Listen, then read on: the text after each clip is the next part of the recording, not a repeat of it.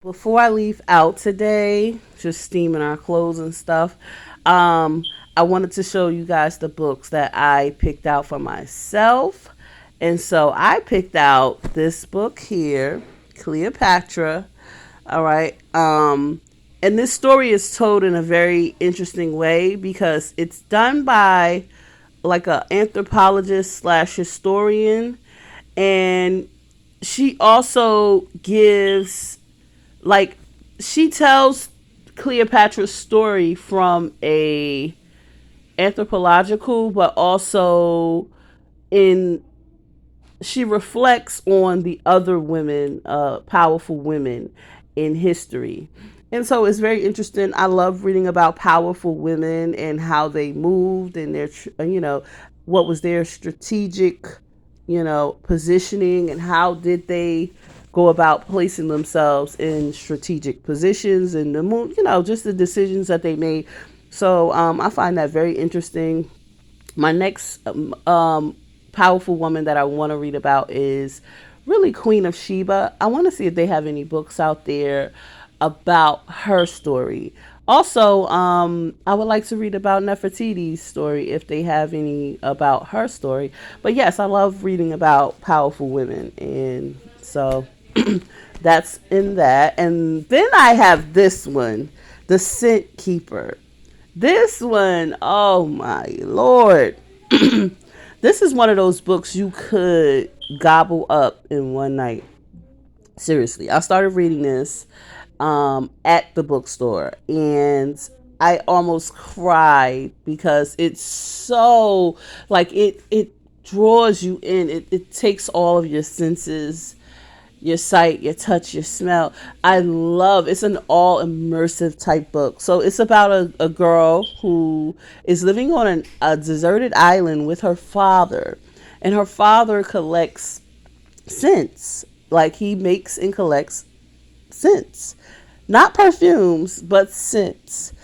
But it's the scents that he's collecting are the scents of like, and they have little stories behind them. So when she talks about, like she said, the scent of crackling burning wood of some type that she doesn't recognize, mud, and heavy clouds that are about to burst forth with rain.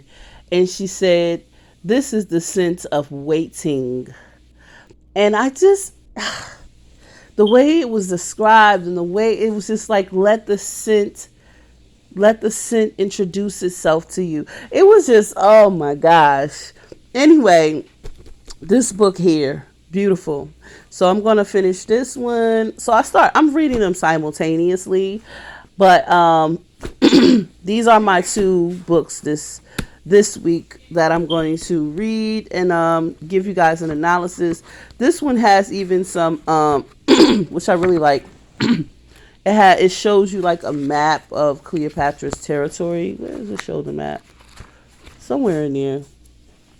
Um, it shows the map. This is. Let me see. Let me see. Okay, here.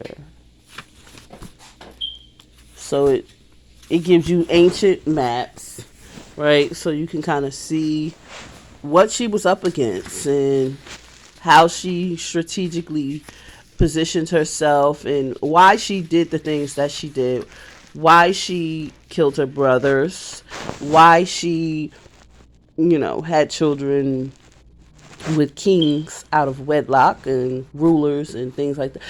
So I'm interested to hear her story from a historical anthropological point of view, not being told by her. Basically the Romans were telling her story, and they have something to lose by being, telling her story as it is. So yeah.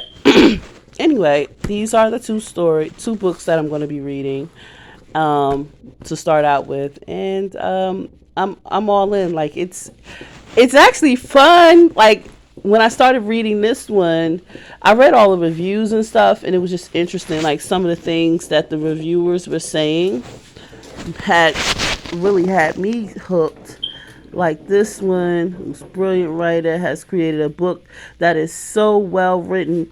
It almost it's almost like a novel in its juicy literary flair. And then somebody else said, startling.